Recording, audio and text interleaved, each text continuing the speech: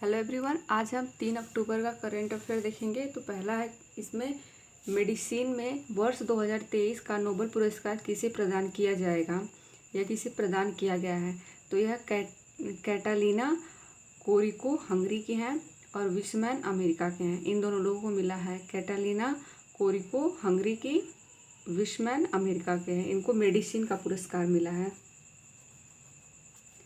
और यह क्यों मिला है? तो mRNA से कोविड-19 वेरिएंट के टीके का विकास के लिए इनको मिला है नोबेल पुरस्कार मेडिसिन का। दूसरा है, हाल ही में इंडिया एजिंग रिपोर्ट 2023 किसने जारी किया है? तो इसको जारी करने वाला संस्था है संयुक्त राष्ट्र जनसंख्या कोष।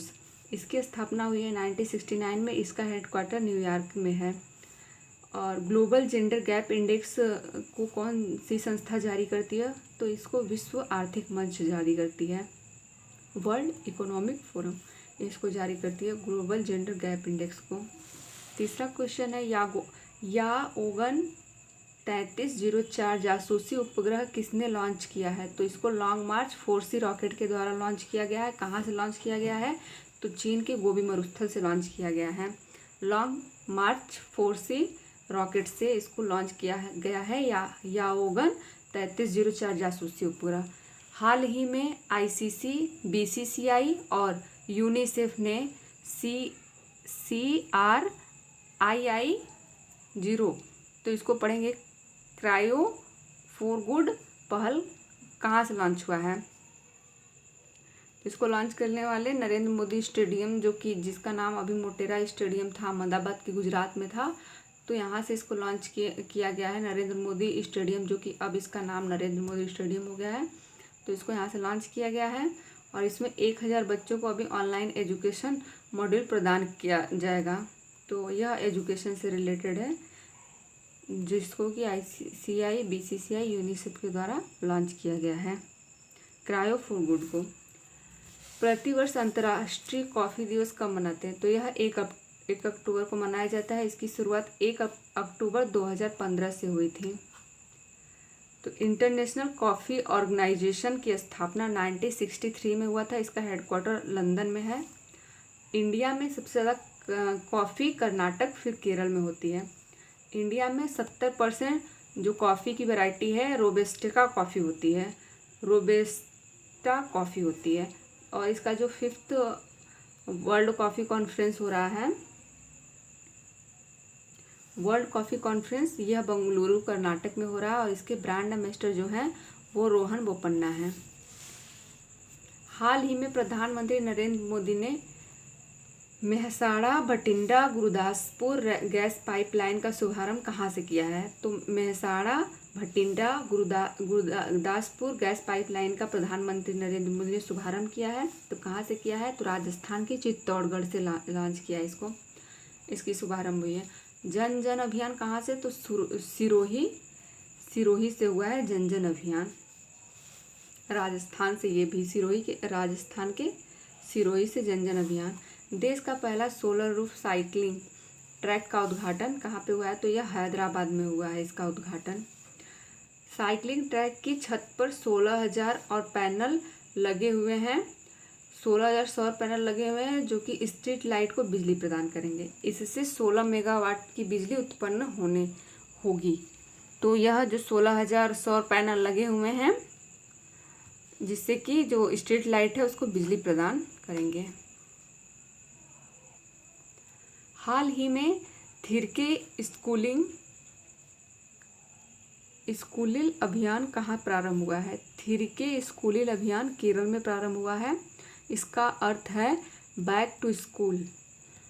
इसको लॉन्च कुटुम्बश्री संस्था के द्वारा किया गया है। इसका उद्देश्य है कि जो छुट्टी वाले स्कूल हैं, जब छुट्टी जिस दिन रहती है उस दिन भी क्लास लगाना, छुट्टी वाले दिन भी। तो बैक टू स्कूल थिरके स्कूलिल केरल ने लॉन्च किया। हाल ही में सीमा सड़क संगठन के प्रमुख पद पर नियुक्त किसको किया गया है? तो यह BRO है, बॉर्डर रोड ऑर्गेनाइजेशन, जिसकी स्थापना 7 मई को हुई थी 1960 में। BRO की स्थापना 7 मई 1960 को हुई थी। और जो BRO के पद पे नियुक्त किए गए हैं वो हैं रघु श्रीनिवास वर्तमान इसके अभी नियुक्त किए गए हैं, रघु श्रीनिवासन को नियुक्त किया गया है और यह राजीव चौधरी को रिप्लेस करके बने हैं, ये रघु श्रीनिवास वर्तमान हेड। और जो पीटीआई के हेड कौन है, तो अभी कल परसों का ये न्यूज़ है, तो के.एन. शांता पीटीआई के बने हैं, के.एन. शांता पीटीआई के। और यह जो मंत्रालय है रक्षा मंत्रालय के अंतर्गत आता है बीआरओ, और इसका ध्येय वाक्य जो है वो श्रमेण सर्वम साध्यम है, श्रमेण सर्वम साध्यम बीआरओ का ध्येय वाक्य है। और यह रक्षा मंत्रालय के अंतर्गत बीआरओ आता है। बॉर्डर रोड ऑर्गेनाइजेशन, इसकी स्थापना 7 मई 1960 में की गई थी। एक बल एक जिला नीति कहाँ लागू होगी, तो यह मणिपुर में लागू होगी, जो कि अभी मणिपुर में कुकी मैती संघर्ष में समन्वय स्थापित करने के लिए एक बल एक जिला नीति लागू की गई है। मणिपुर में शांति स्थापना किस समिति के द्वारा हुई, तो अनुसुईया उइके समिति, और जांच जो हो रही है वो अजय लांबा समिति से हो रही है। तो शांति, अनुसुईया, जांच, अजय लांबा। भारतीय चुनाव आयोग और सेशल्स के बीच हुआ है समझौते का ज्ञापन, भारतीय चुनाव आयोग और सेशल्स के बीच समझौते का ज्ञापन हुआ है। हम यहाँ पे देखेंगे जो इम्पोर्टेंट अभी टॉपिक रहा है न्यूज़ में, तो यहाँ पे हम लास्ट में इसको कवर कर लेंगे। अंतरिक्ष से रिलेटेड जो भी न्यूज़ में रहे हैं, तो चंद्रयान 3 जो कि 14 जुलाई 2023 को लॉन्च किया गया था, तो किससे लॉन्च किया गया था, LVM 3 M4, जिसको कि बाहुबली भी कहते हैं, और 23 अगस्त को यह साउथ पोल पे लैंड किया। 23 अगस्त को ही हम राष्ट्रीय अंतरिक्ष डे मनाएंगे, अब से घोषणा किया गया है। और जिस पॉइंट पे ये लैंड किया है उस पॉइंट को शिव शक्ति से नाम दिया गया है, जिस पे ये लैंड किया है। इसका रोवर जो है वो प्रज्ञान है और लैंडर विक्रम है।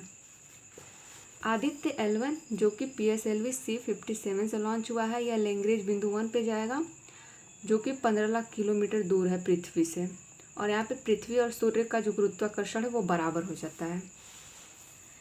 NVS 01 इसको लॉन्च किया गया है GSLV F12 से। यह नेविगेशन सेकेंड पीढ़ी का पहला उपग्रह है, जो GSLV F12 से लॉन्च किया गया NVS 01, ये सेकेंड पीढ़ी का पहला उपग्रह। यूपेक्स लूनर पोलर एक्सपोलेशन इसका फुल फॉर्म है, और यूपेक्स का लूनर पोलर एक्सपोलेशन, जो कि इंडिया और जापान ने इसको मिलके लॉन्च किया है, इंडिया की इसरो और जापान की जाक्सा के द्वारा।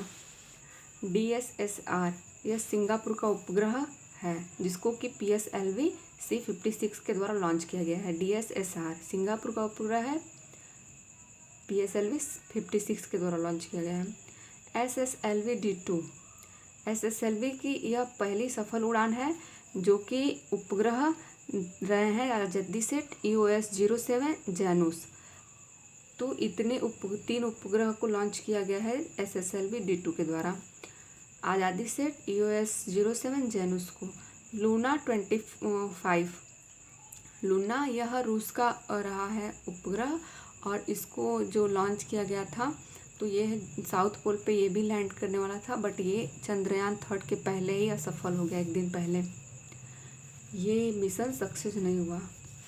तो यह लूना रूस का है।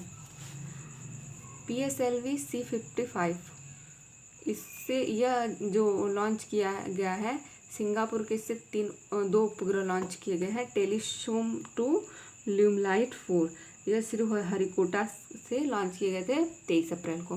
सिंगापुर के 2 उपग्रह टेलीशोम 2 ल्यूमलाइट 4 PSLV C55 के द्वारा लॉन्च किए गए हैं। सो गाइज आज के लिए इतना ही रखते हैं, फिर नेक्स्ट क्लास में ऐसे ही हम इम्पोर्टेंट टॉपिक्स लास्ट में बता दिया करेंगे जो भी न्यूज़ में रहा है।